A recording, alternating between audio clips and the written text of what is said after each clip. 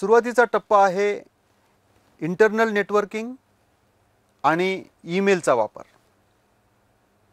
याच्यामध्ये आपण आपलं जे कार्यालय आहे त्याचं इंट्रानेटद्वारे इंटरनल सर्व कॉम्प्युटर्सचं कनेक्शन करून घेतलं पाहिजे आणि नंतर हे जे कॉम्प्युटर्स आहेत हे इंटरनेटला कनेक्ट करून घेतले पाहिजे। यामध्ये सर्व संगणकावरती अँटीव्हायरस असले पाहिजे। त्याबरोबरच जेव्हा आपण इंटरनेटला कनेक्ट करतो तेव्हा IT सिक्युरिटीचे जे इश्यूज आहेत ते पण आपण ॲड्रेस केले पाहिजेत। Enabling two way communication, enabling online transactions by citizens, then enriching digital democracy आणि इंटिग्रेटिंग विथ अदर ॲप्लिकेशन्स। या सगळ्या टप्प्यांवरती आपल्याला काम करता आलं पाहिजे। जेव्हा आपण प्रत्येक टप्प्यावरती काम करतो तेव्हा आपण ई गव्हर्नन्सचा कुठला तरी भाग ॲड्रेस करत असतो। त्यामुळे सगळे भाग एकत्रित ॲड्रेस करणं काही वेळा शक्य होत नाही, कारण आपल्याला सुरुवात करायची आहे। त्यामुळे आपण हे लक्षात घेतलं पाहिजे की आपण यापैकी कुठल्याही एका टप्प्यावर जरी काम करू शकलो तरीसुद्धा आपण परिणामकारक सेवा नागरिकांना देण्यासाठी त्यामध्ये भाग घेत आहोत याची जाणीव करून आपल्याला तो भाग पूर्ण करून वापरता आला पाहिजे। आणि यात फारसं काही अवघड नाही। आपण असं बघतो की आपल्या शासनाची कार्यालय ही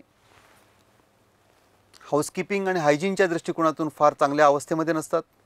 जर आपण आपलं फर्निचर स्वच्छ ठेवणे, आपलं वर्क प्लेस स्वच्छ ठेवणे इथून जरी सुरुवात केली तर मला असं वाटतं की ई गव्हर्नन्सच्या मध्ये तो एक महत्त्वाचा टप्पा ठरू शकतो। आपल्याकडे असणारे संगणक हे आपण जर व्यवस्थित वापरत असू तर त्यामध्ये आधी टापटीपपणा आणणे, जेणेकरून त्याची हार्ड डिस्क ही व्यवस्थितरित्या क्लीनअप केली जाते। त्यानंतर कॉम्प्युटर्स हे व्यवस्थितरित्या अद्ययावत अपडेट केलेले आहेत। ऑपरेटिंग सिस्टीम ही चांगल्या प्रकारची आहे, हार्ड डिस्कमध्ये कपॅसिटी आहे। त्यानंतर अँटीव्हायरस हा इन्स्टॉल केलेला आहे, त्याच्या वापरामध्ये काही इश्यूज येत नाहीत, मध्ये मध्ये तो बंद पडत नाही। बंद पडला तर आपल्याकडे आपल्या तालुक्याच्या ठिकाणी, आपल्या जिल्ह्याच्या ठिकाणी काही मुलं असतात जे संगणक मेंटेनन्सचं देखभालीचं प्रशिक्षण घेऊन प्रशिक्षित असतात। त्यांच्याकडून काही जुजवी खर्च करून आपण तो संगणक वापरात आणू शकलो पाहिजे। त्याच्यामध्ये गतिमानता पाहिजे। संगणक दिवसेंदिवस बंद आहे असं होता कामा नये आणि हा आपला दुसरा टप्पा असू शकतो। तिसऱ्या टप्प्यामध्ये आपण या संगणकांना एका जाळ्यामध्ये, एका नेटवर्किंगमध्ये एकमेकांना कनेक्ट करून घेऊ शकतो। चौथ्या टप्प्यामध्ये आपण या संगणकाच्या जाळ्याला इंटरनेट नेटवर्कशी आपण कनेक्ट करून घेऊ शकतो। यासाठी आपण BSNLची सेवा असेल किंवा एखाद्या चांगल्या प्रायव्हेट सर्व्हिस प्रोव्हायडरची सेवा असेल ते सर्व्हिस पॅक घेऊन जसं आपण टेलिफोनचं बिल भरतो त्याप्रमाणे इंटरनेटचंही बिल आपल्याला येईल आणि इंटरनेटच्या सेवा आपल्याला वापरता येतील। हे पूर्ण केल्यानंतर आपण इन्फ्रास्ट्रक्चर किंवा हार्डवेअर इन्फ्रास्ट्रक्चरचा एक महत्त्वाचा टप्पा पूर्ण करतो। बऱ्याचशा कार्यालयामध्ये आपण संगणक पाहतो आणि संगणकाचा उपयोग केवळ टाईपरायटर म्हणून केला जातो हेही आपण पाहतो। आणि तरी पण आपण असं म्हणतो की माझं कार्यालय हे कम्प्युटराइज्ड कार्यालय आहे किंवा माझ्या कार्यालयाचं संगणकीकरण झालेलं आहे। पण खरोखर संगणकीकरण झालेलं आहे का? काही सेवा मी नागरिकांपर्यंत पुरवत आहे का की जेणेकरून त्या इफेक्टिवली आणि इफिशियंटली नागरिकांपर्यंत जातात? असं जर नसेल तर आपल्याला आता संगणकाचा पार्ट पूर्ण झाला कारणाने, संगणकाचं नेटवर्क हे पूर्णपणे एस्टॅब्लिश झाल्याच्या कारणाने आपण आता आपल्या प्रोसेसकडे वळायला पाहिजे आणि प्रोसेस सुटसुटीत करण्यासाठी, प्रोसेस सिम्प्लिफाय करण्यासाठी आपण काय करू शकतो याकडे विशेष लक्ष द्यायला पाहिजे।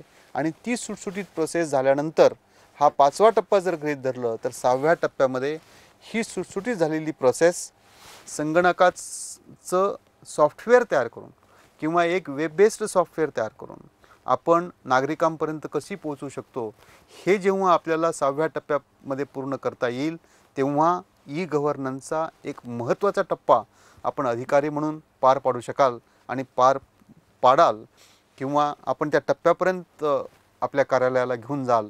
तो निश्चितच तुमच्यासाठी एक अचिव्हमेंटचा दिवस असेल, कारण त्यानंतर तुम्ही मागे वळून बघणार नाही।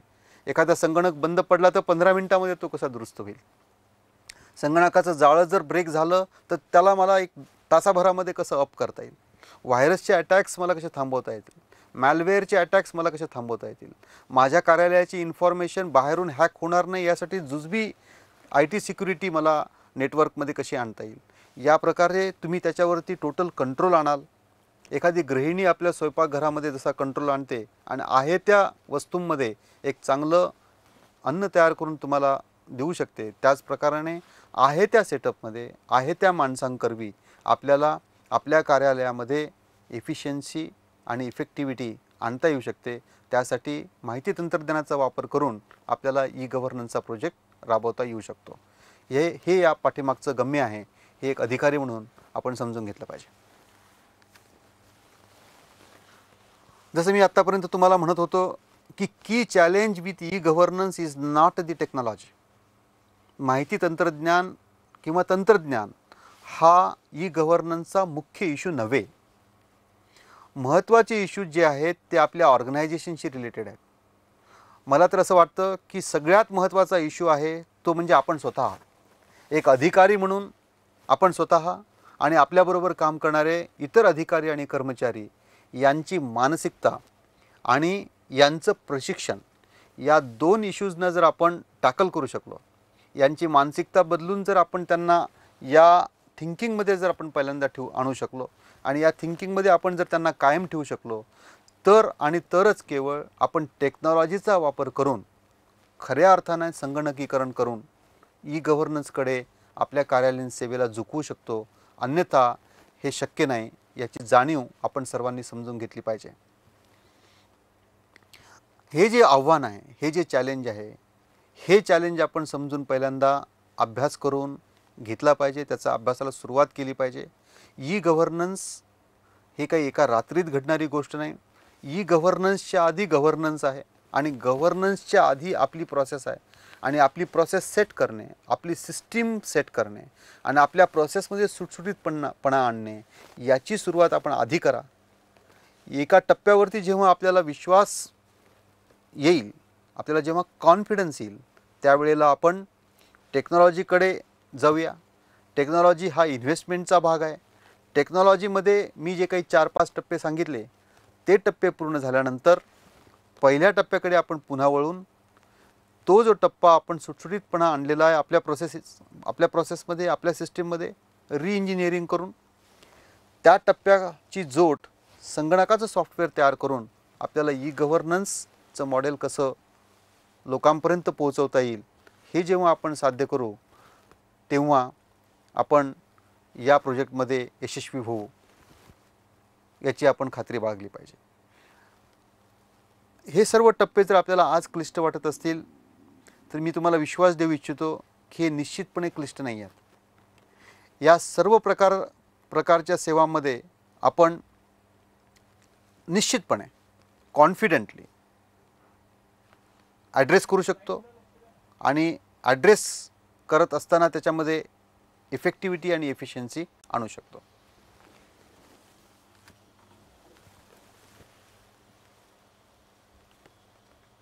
गव्हर्नन्समध्ये चॅलेंजेस ॲड्रेस करताना आपण एक लक्षात घेतलं पाहिजे, आपण आपल्या गरजा ॲनलाइज करू शकलो पाहिजे. अँड हे करत असताना या गरजा हा रिअलिस्टिक पद्धतीने आपलं ॲनालिसिस केलं पाहिजे.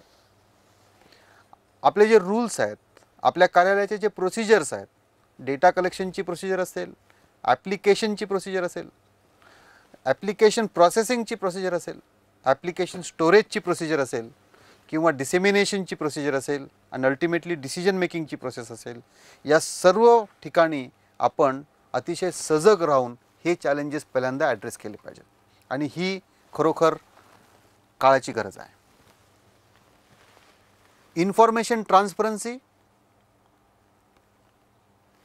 असली पाहिजे.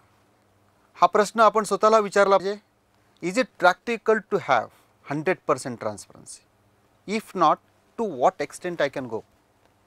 If I can go till say in the initial first year, I can go for dissemination of information to a certain level. Today I am not disseminating the information.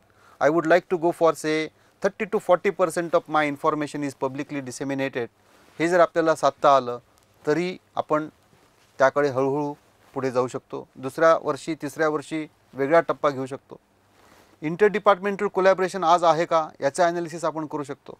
ते कसं आणता येईल, ICTचा जोड देऊन आणता येईल का, आपली सिस्टीम चेंज करून आणता येईल का. सिस्टीम म्हणजे आपल्या ज्या छोट्या छोट्या प्रोसेसेस आहेत, एक फाईल दुसऱ्या डिपार्टमेंटला जाते, ती नोंद करून जाते, परत आपल्याकडे परत येते, त्यामध्ये काही डिले होतो, त्यामध्ये काही आपल्याला गतिमानता साधता येईल का, हे पण आपण लक्षात घेतलं पाहिजे.